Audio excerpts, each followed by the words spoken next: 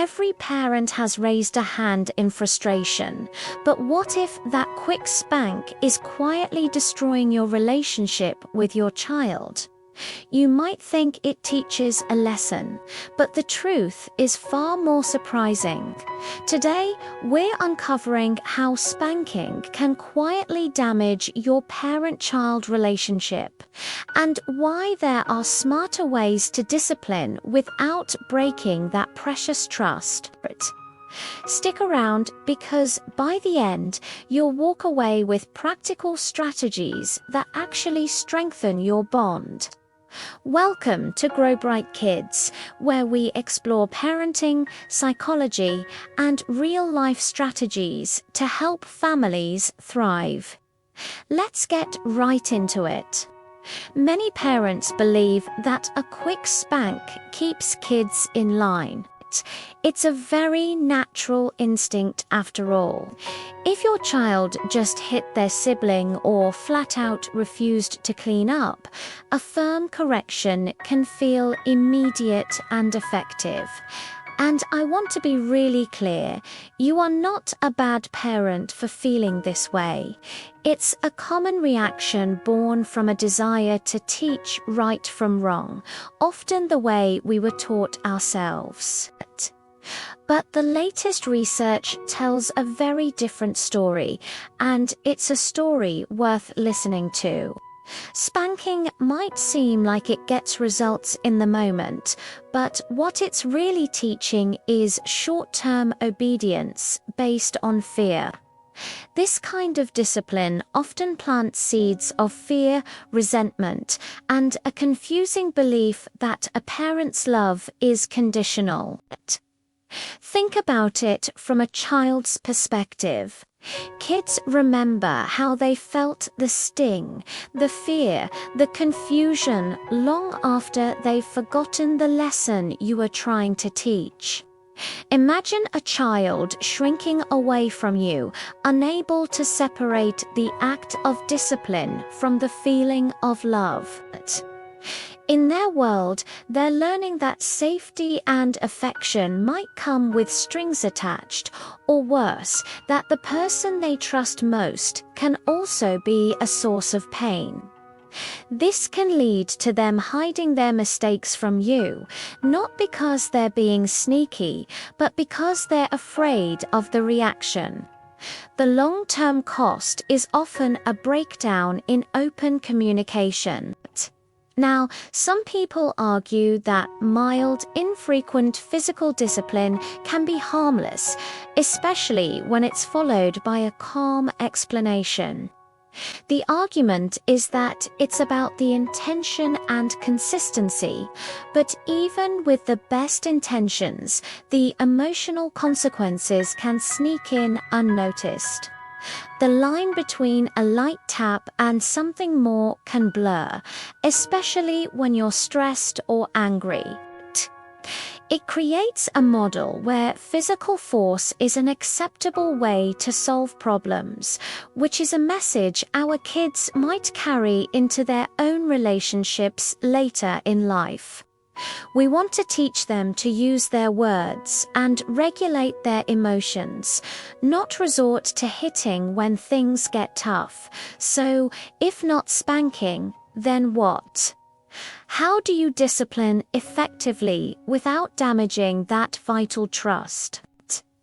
The good news is there are so many powerful, positive strategies that build your child up instead of tearing them down. Let's talk about some of my favorites. First, try time-ins instead of timeouts. A traditional timeout often leaves a child feeling isolated and rejected. A time-in is the opposite. You sit with your child, create a safe space for them to calm down, and you acknowledge their big feelings. You can say something like, "I can see you're really angry right now. It's okay to be angry, but it's not okay to hit. Let's breathe together." This teaches them emotional regulation while reinforcing your connection. Second, embrace natural consequences. This is one of the most powerful teachers. Instead of creating an unrelated punishment, let their actions have logical outcomes. If they refuse to wear a coat, they'll feel cold on the way to the current. They'll likely remember it next time. If they forget their homework, don't rush to their rescue, but instead, help them brainstorm a responsible solution, like emailing the teacher to ask for an extension. This builds accountability and problem-solving skills. Third, focus on clear, calm communication. Explain rules and expectations before an issue arises, not in the heat of the moment. Instead of enforcing rules with fear, frame them around safety and respect. For example, instead of "don't jump on the couch or you're getting a spanking," try "we keep our feet on the floor to keep our bodies safe and take care of our furniture." It shifts the focus from a threat to a shared value. And finally, never underestimate the power of positive reinforcement. Catch them being good. Reward the effort, not just the success. Small words of praise go a long way. "I love how you shared your toy with your brother," or "thank you for helping me clean up without being asked." This shows them what you want to see more of and builds their esteem. It makes them want to cooperate because it feels good, not because they're afraid of what happens if they don't. At the end of the day, discipline isn't about getting instant compliance. It's a long-term project. It's about raising kids who feel safe, understood, and guided, kids who grow into adults who can manage their emotions and solve problems constructively. It's about building a relationship so strong that they'll come to you with their problems, not hide them from you. So, I'd love to hear from you. Which of these strategies do you think would work best with your child? Have you tried any of them before? Share your thoughts and experiences in the comments below. Your story might be exactly what another parent needs to hear today.